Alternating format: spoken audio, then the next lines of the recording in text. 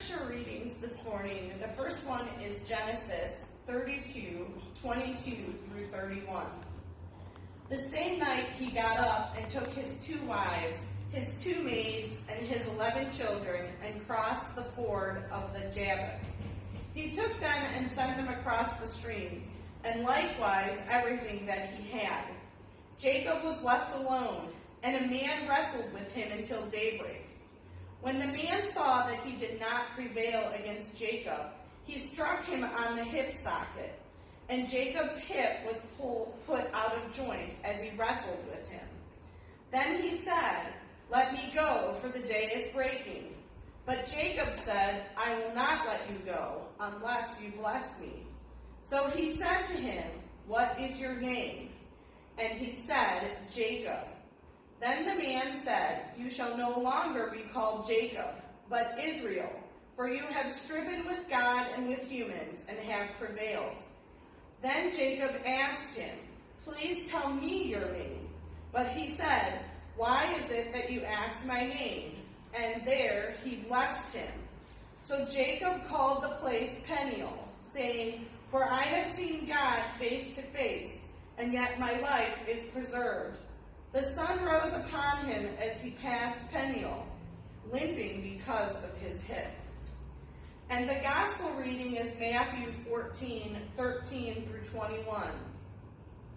Now when Jesus heard this, he withdrew from there in a boat to a deserted place by himself. But when the crowds heard it, they followed him on foot from the towns. When he went ashore, he saw a great crowd, and he had compassion for them and cured their sick. When it was evening, the disciples came to him and said, "This is a deserted place, and the hour is now late. Send the crowds away so that they may go into the villages and buy food for themselves." Jesus said to them, "They do not need to go away. You give them something to eat." They replied, "We have nothing here but 5 loaves and 2 fish. And he said, "Bring them here to me." Then he ordered the crowds to sit down on the grass. Taking the 5 loaves and the 2 fish, he looked up to heaven and blessed and broke the loaves and gave them to the disciples, and the disciples gave them to the crowds. And all ate and were filled, and they took up what was left over of the broken pieces, 12 baskets full. And those who ate were about 5,000 men, besides women and children. In the Old Testament story, we learn that Jacob was alone after he sent his family to go ahead of him to meet his brother Esau. Then he wrestled with a mysterious being, often referred to as an angel or God. If Jacob had introduced himself to the wrestling partner, it might have sounded like this. "Hello, my name is Jacob.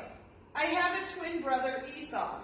He came out of the womb, and I held onto his heel as he came out of my mother's womb. That's why they named me Jacob, which could mean heel.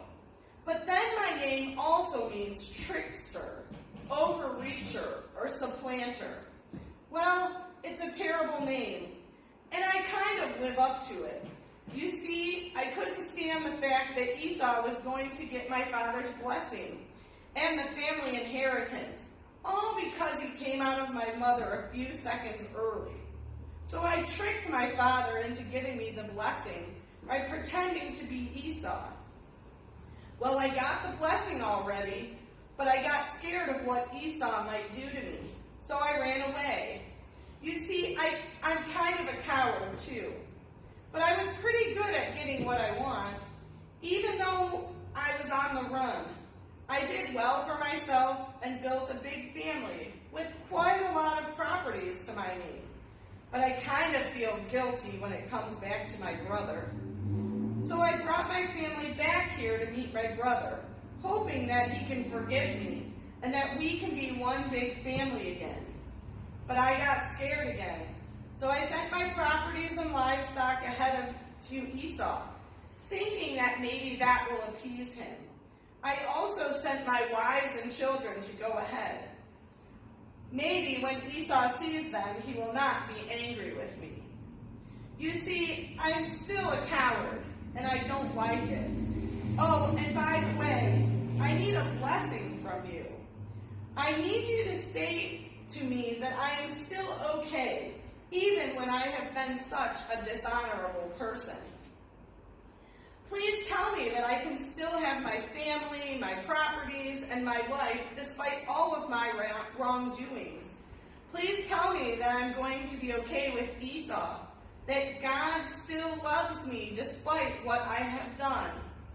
Please make it okay. Please bless me.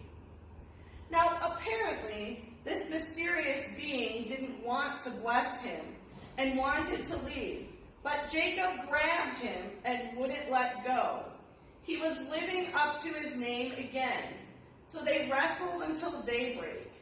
Jacob wouldn't let go even when the angel struck him on the hip socket, pulling it out of joint. Then the angel said, "Let me go because dawn is breaking." But Jacob said, "I won't let you go until you bless me." So the mysterious being asked him, "What is your name?" And he said, "Jacob."